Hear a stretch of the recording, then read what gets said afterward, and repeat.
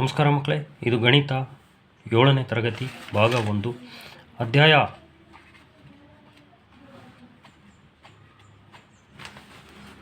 2 ಭಿನ್ನರಾಶಿಗಳು ಮತ್ತು ದಶಮಾಂಶಗಳು. ಈ ಪಾಠದಲ್ಲಿ ಇದನ್ನು ನಾವು ಅಭ್ಯಾಸ 2.5ರಲ್ಲಿರ್ತಕ್ಕಂಥ ಎರಡನೇ ಮೇನ್ ಲೆಕ್ಕಗಳನ್ನು ಮಾಡೋಣ. ಎರಡನೇ ಮೇನ್ ಓದೋಣ. ಇವುಗಳ ಬೆಲೆ ಕಂಡುಹಿಡಿಯಿರಿ. 1ನೇ ಪ್ರಶ್ನೆಯಿಂದ 7ನೇ ಪ್ರಶ್ನೆವರೆಗೂ ನಾವು ಎಕ್ಸೈಜ್ನಲ್ಲಿ ಮಾಡೋಣ. ಇವುಗಳ ಬೆಲೆ ಕಂಡುಹಿಡಿಯಿರಿ. 4.8 ನಾವು 10ರಿಂದ ಭಾಗಿಸಬೇಕಾಗಿದೆ. 10 ಭಾಜ್ಯ 4.8 4.8 ಭಾಜ್ಯ 10 ಭಾಜಕ 10ರಿಂದ ಭಾಗಿಸ್ಬೇಕು. ನಾವು 10ರಿಂದ ನಾವು ಈ ಕಡೆ ಪಕ್ಕದಲ್ಲಿ ಭಾಗಿಸೋಣ. 4.8 ಮೊದಲೇ 4 ಇದೆ. 10 0 0 4ರಾಗ 0 ಹೋದರೆ 4. ಪಾಯಿಂಟ್ಗೆ ಪಾಯಿಂಟ್ ಕಟ್ಟಿದ್ವಿ, 8 ಇಳಿಸ್ಕೊಂಡ್ವಿ. 10 4 40 ಅಂದರೆ 48ಕ್ಕಿಂತ ಕಮ್ಮಿ. 10 4 40 48ರಾಗೆ 40 ಹೋದ್ರೆ 8 ಉಳಿತು. ಪಾಯಿಂಟ್ ಕಟ್ಟಿರೋದ್ರಿಂದ 0 ಹಾಕಬಹುದು. 80 ಆಯಿತು. 10 8 80 80ರಾಗೆ 80 ಹೋದರೆ 0. ಉತ್ತರ ಇಷ್ಟು 0.48. ಇದನ್ನು ನಾವು ಗಮನಿಸಿದಾಗ ಇಲ್ಲಿ ಪಾಯಿಂಟ್ ಏನಾಗಿದೆ, 48 ಹಂಗೆ ಇದೆ. 48 4 8 ಹಂಗೆ ಇದ್ದಾವೆ. ಪಾಯಿಂಟು ಒಂದು ಅಂಕಿ ಹಿಂದಕ್ಕೆ ಚಲಿಸಿದೆ, ಅಂದರೆ ಎಡಭಾಗಕ್ಕೆ ಚಲಿಸಿದೆ. ಪಾಯಿಂಟು ಒಂದು ಅಂಕಿ ಎಡಭಾಗಕ್ಕೆ ಚಲಿಸಿದರೆ, ಅಂದರೆ 10ರಿಂದ ನಾವು ಭಾಗಿಸಿದಾಗ ಪಾಯಿಂಟು ಎಡಭಾಗಕ್ಕೆ ಚಲಿಸುತ್ತೆ. ಅವೇ ಸಂಖ್ಯೆಗಳು ಇರ್ತವೆ. ಭಾಜ್ಯದಲ್ಲಿ ಏನು ಸಂಖ್ಯೆಗಳಿರ್ತಾವೋ ಅವೇ ಸಂಖ್ಯೆಗಳು ಈ ಉತ್ತರದಲ್ಲಿ ಇರ್ತವೆ. ಪಾಯಿಂಟ್ ಮಾತ್ರ, ದಶಮಾಂಶ ಬಿಂದು ಮಾತ್ರ ಎಡಭಾಗಕ್ಕೆ ಚಲಿಸುತ್ತೆ. ನಿಮ್ಮ ಗಣಿತ ಪುಸ್ತಕದ 46ನೇ ಪೇಜ್ನಲ್ಲಿ ಏನಿದೆ ಅಂದರೆ ನೋಡಿರಿ, ಒಂದು ದಶಮಾಂಶ ಸಂಖ್ಯೆಯನ್ನು 10, 100 ಅಥವಾ 1000ದಿಂದ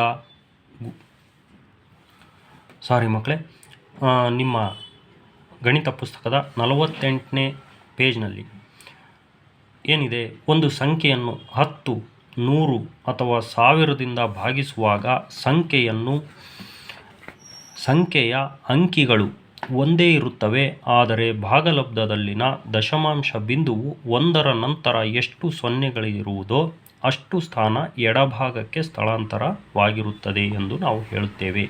ಅಂದರೆ ನಾವು 10ರಿಂದ ಭಾಗಿಸಿದರೆ 1 0 ಇದೆ. ಪಾಯಿಂಟು ಒಂದು ಅಂಕಿ ಎಡಭಾಗಕ್ಕೆ ಹೋಗುತ್ತೆ. ಒಂದು ಅಂಕಿ ಎಡಭಾಗಕ್ಕೆ ಹೋಯಿತು, 2 ಈ ಕಡೆಗೆ ಬಂತು. ಪಾಯಿಂಟ್ 2 3 8 ಆಯಿತು. ಈಗ ಅದೇ 100ರಿಂದ ಭಾಗಿಸಿದರೆ 2 ಅಂಕಿ ಎಡಭಾಗಕ್ಕೆ ಹೋಗುತ್ತೆ. ಇಲ್ಲಿ ಒಂದು ಅಂಕಿದೆ, ಇನ್ನೊಂದು ಅಂಕಿ ಅಂದರೆ 0 ಹಾಕ್ಕೊಳ್ತೀವಿ. ಹಾಗಾಗಿ 2 ಅಂಕಿ ಪಾಯಿಂಟು ಎಡಬದಿಗೆ ಹೋಯಿತು. ಅದೇ ನಾವು 1000ದಿಂದ ನಾವು ಭಾಗಿಸಿದರೆ 3 0 ಇದ್ದಾವೆ, 3 ಅಂಕಿ ಹಿಂದಕ್ಕೆ ಹೋಗುತ್ತೆ. ಇದೇ ಟ್ರಿಕ್ಸ್. ಈಗ ಅದೇ ಸೂತ್ರದ ಪ್ರಕಾರ ನಾವು ಭಾಗಿಸಿದ ಹಾಗೇ ನಾವು 10ರಿಂದ ಯಾವ ರೀತಿ ನಾವು ಉತ್ತರ ಬರಿಬೋದು ಅಂತ ಅದೇ ರೀತಿ ಬರ್ಕೊಳ್ತಾ ಹೋಗ್ತೀವಿ. 10ರಿಂದ ಭಾಗಿಸ್ತಿದ್ದೀವಿ ಅಂದರೆ 1 0 ಇದೆ.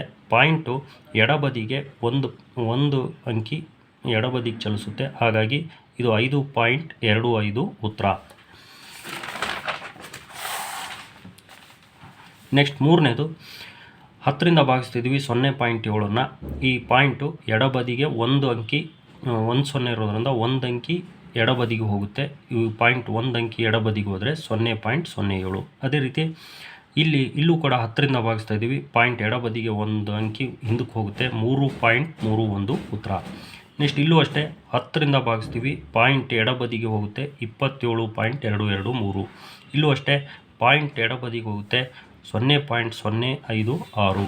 ಇಲ್ಲೂ ಅಷ್ಟೇ 1 0 ಇರೋದ್ರಿಂದ ಪಾಯಿಂಟು ಒಂದು ಅಂಕಿ ಎಡಗಡೆಗೆ ಹೋಗಿ ಪಾಯಿಂಟ್ ಈ ಕಡೆಗೆ ಬಂದು 0.397. ನೆಕ್ಸ್ಟ್ ನಾವು ಮೂರನೇ ಮೇನ್ ನೋಡೋದಾದರೆ ಇವುಗಳ ಬೆಲೆ ಕಂಡುಹಿಡಿಯಿರಿ. ಇಲ್ಲಿ 10ರಿಂದ ಭಾಗಿಸೋ ಇದ್ದಾವೆ ಎಲ್ಲವೂ. ಇಲ್ಲಿ 100ರಿಂದ ಭಾಗಿಸೋ ಇದ್ದಾವೆ, ಅಂದರೆ 2 0 ಅಂದರೆ ಪಾಯಿಂಟ್ ಎಡಬದಿಗೆ 2 ಅಂಕಿ ಚಲಿಸುತ್ತೆ. ಒಂದೇ ಪ್ರಶ್ನೆಯನ್ನು ನೋಡೋದಾದರೆ ನಾವು 2.7 / 100ರಿಂದ ನಾವು ಭಾಗಿಸಿ ನೋಡಿದರೆ ಪಾಯಿಂಟು 2 ಅಂಕಿ ಈ ಕಡೆಗೆ ಚಲಿಸುತ್ತೆ. ಅವೇ ಸಂಖ್ಯೆಗಳು 27. ಈ ಪಾಯಿಂಟನ್ನು ನಾವು ಮರೆತು ಬಿಟ್ಟರೆ 27 ಏನಿದೆ 27 ಬರೆದು ಪಾಯಿಂಟು ಒಂದು ಅಂಕಿ ಮತ್ತು ಇನ್ನೊಂದು ಅಂಕಿ ಇಲ್ಲಲ್ಲ 0 ಬರ್ಕೊಂಡು ಇನ್ನೊಂದು ಅಂಕಿ ಈ ಕಡೆಗೆ ಬರಬೇಕು. ಹಾಗಾಗಿ ನಾವು ಅದೇ 27 ಬರೆದು ನಾವು ಪಾಯಿಂಟ್ ಎಲ್ಲಿತ್ತೋ ಅಲ್ಲಿಂದ ಎಡಬದಿಗೆ 2 ಅಂಕಿ ಇರೋಂಗೆ ಅಲ್ಲಿ ಅಂಕಿ ಇಲ್ಲ ಅಂದರೆ 0 ಹಾಕ್ಕೋಬೇಕು. ಪಾಯಿಂಟ್ ಹಾಕ್ಕೊಂಡು 0.027. ನೆಕ್ಸ್ಟ್ ಎರಡನೇ ಲೆಕ್ಕ 0.3ನ್ನು 100ರಿಂದ ಭಾಗಿಸ್ಬೇಕು. ಪಾಯಿಂಟ್ ಇರೋದು 2 0 ಇರೋದ್ರಿಂದ ಎಡಬದಿಗೆ 2 ಅಂಕಿ ಚಲಿಸುತ್ತೆ. 1 ಅಂಕಿ ಇನ್ನೊಂದು ಅಂಕಿ 0 ಹಾಕ್ಕೊಂಡು ನಾವು ಪಾಯಿಂಟ್ ಇಲ್ಲಿಗೆ ತರ್ತೀವಿ. ಹಾಗಾಗಿ 0.003. ಅದೇ 0.78 ಇದೆ, 100ರಿಂದ ಭಾಗಿಸ್ತಾ ಇದ್ದೀವಿ. ಪಾಯಿಂಟ್ ಇನ್ನೂ ಎಡಬದಿಗೆ ಚಲಿಸುತ್ತೆ. ಹಾಗಾಗಿ ನಾವು ಇನ್ನೊಂದು 0 ಹಾಕ್ಕೊಂಡು ಪಾಯಿಂಟನ್ನು ಇಲ್ಲಿಗೆ ತಂದರೆ 0.0078. ಈ 0ಗೆ ಬೆಲೆ ಇರಲ್ಲ, ಸುಮ್ಮನೆ ಬರಿತೀವಿ. ನೆಕ್ಸ್ಟ್ ಮತ್ತು 432.6. ಇಲ್ಲಿ ಭಾಳ ಚೆನ್ನಾಗಿ ಗೊತ್ತಾಗುತ್ತೆ. ಪಾಯಿಂಟ್ ಇರೋದು 2 ಅಂಕಿ ಎಡಬದಿಗೆ ಚಲಿಸುತ್ತೆ. 1 2 ಇಲ್ಲಿ 4 ಪಾಯಿಂಟ್ ಆಗುತ್ತೆ. ಉತ್ತರ 4.326. ಇಲ್ಲಿ ನಾವು ಡೈರೆಕ್ಟು ಈ ಒಂದು ಅಂಶ ಮತ್ತು ಛೇದ ಬರ್ಕೊಂಡಿದ್ದಂಗೆ ಈ ಉತ್ತರ ಬರಿಬೋದು.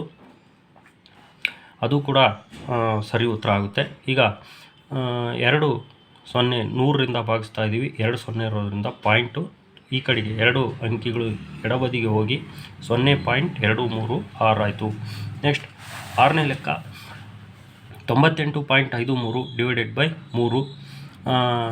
2 0 ಇರೋದ್ರಿಂದ 2 ಅಂಕಿ ಹಿಂದಕ್ಕೆ ಹೋಯಿತು. 0.9853. ಈಗ 4ನೇ ಮೇನ್ ಲೆಕ್ಕಗಳು ಕೂಡ ಸೇಮ್ ಟ್ರಿಕ್ಸ್ ಮೇಲೆ ವರ್ಕ್ ಮಾಡ್ತವೆ. ನಿಮ್ಮ ಪುಸ್ತಕದಲ್ಲೇ ಈ ಟ್ರಿಕ್ಸ್ ಹೇಳ್ಕೊಟ್ಟಿರೋದ್ರಿಂದ ನೀವು ಸುಮ್ಮನೆ ಪಾಯಿಂಟನ್ನು ಮಾತ್ರ ಎಡಬದಿಗೆ ಇಲ್ಲಿ ಎಷ್ಟು 0 ಇರ್ತಾವೋ ಅಷ್ಟು ಅಂಕಿಗಳು ಹಿಂದಕ್ಕೆ ಹಾಕಬೇಕು. ಗುಣಿಸಿದಾಗ ಮುಂದಕ್ಕೆ ಹಾಕಬೇಕು, ಭಾಗಿಸಿದಾಗ ಹಿಂದಕ್ಕೆ ಹಾಕಬೇಕು ಅನ್ನೋದನ್ನು ನೆನಪು ಇಟ್ಕೊಳ್ರಿ. ಈಗ 1000 ಅಂದರೆ 3 0 ಇದ್ದಾವೆ, 3 ಅಂಕಿ ಹಿಂದಕ್ಕೆ ಹಾಕಬೇಕು. ಅದನ್ನೇ ನಾವು ಎಕ್ಸೈಜ್ನಲ್ಲಿ ತೋರಿಸಿದ್ರೆ 7.9 ನಾವು 1000ದಿಂದ ಅಂದರೆ 3 0 ಇರತಕ್ಕಂಥ ಇದರಿಂದ ಭಾಗಿಸಿದರೆ ಪಾಯಿಂಟ್ ಇರೋದು 3 ಅಂಕಿ. ಇಲ್ಲಿ ಒಂದೇ ಅಂಕಿ ಇರೋದು, ಇನ್ನೂ 2 ಅಂಕಿ ಅಂದರೆ 2 0 ಸುತ್ಕೋಬೇಕು. ನೋಡಿರಿ, 2 0 ಸುತ್ಕೊಂಡ್ವಿ, ಪಾಯಿಂಟ್ ಇಟ್ವಿ. 0.0079. 26.3ನ 1000ದಿಂದ ಭಾಗಿಸಿದಾಗ 3 0 ಇದ್ದಾವೆ. 3 0 ಅಂದರೆ 3 ಅಂಕಿ ಹಿಂದಕ್ಕೆ ಹೋಗ್ಬೇಕು. ಇಲ್ಲ ಅಲ್ಲಿ 2 ಅಂಕಿ ಇದ್ದಾವೆ, ಇನ್ನೊಂದು 0 ಬರ್ಕೊಂಡು ನಾವು ಪಾಯಿಂಟನ್ನು ಹಿಂದೆ ಇಟ್ಟರೆ 0.0263. 38.53ನ 1000ದಿಂದ ಭಾಗಿಸಿದಾಗ 1000ದಲ್ಲಿ 3 0 ಇದ್ದಾವೆ, 3 ಅಂಕಿ ಹಿಂದಕ್ಕೆ ಹೋಗಬೇಕು. ನಾವು 3 ಅಂಕಿ ಹಿಂದಕ್ಕೆ ಹೋದರೆ ಇಲ್ಲಿ 2 ಅಂಕಿ ಇದ್ದಾವೆ, ಇನ್ನೊಂದು ಅಂಕಿ 0 ಬರ್ಕೊಂಡು ಇಲ್ಲಿ ಪಾಯಿಂಟ್ ಇಡ್ತೀವಿ. 0.03853. Next 128.9 divided by 1000. 1000ದಿಂದ ನಾವು ಭಾಗಿಸಿದಾಗ 3 0 ಅಂದರೆ 3 ಅಂಕಿ ಹಿಂದಕ್ಕೆ ಹೋಗಬೇಕು. ಪಾಯಿಂಟ್ ಇಲ್ಲಿಗೆ ಬರುತ್ತೆ. ಹಾಗಾಗಿ 0.1289. 0.5ನ್ನು 1000ದಿಂದ ಭಾಗಿಸಿದಾಗ ಪಾಯಿಂಟು ಹಿಂದಕ್ಕೆ ಚಲಿಸುತ್ತೆ. 1 2 3 0 ಹಿಂದಕ್ಕೆ ಹೋದರೆ 0.0005. ಇಲ್ಲಿಗೆ ಮಕ್ಕಳೇ 4ನೇ ಮೇನು ಮುಗೀತು. ಮುಂದಿನ ವಿಡಿಯೋದಲ್ಲಿ ನಾನು 5ನೇ ಮೇನ್ ಲೆಕ್ಕಗಳನ್ನು ಮಾಡ್ತೀನಿ. ಈ ವಿಡಿಯೋದ ಲಿಂಕ್ಗಳು ಕೂಡ ಡಿಸ್ಕ್ರಿಪ್ಷನ್ ಬಾಕ್ಸ್ನಲ್ಲಿ ಕೊಟ್ಟಿರ್ತೇನೆ. ಅದನ್ನು ನೀವು ನೋಡಿ ಬರ್ಕೋಬೋದು ಮಕ್ಕಳೇ.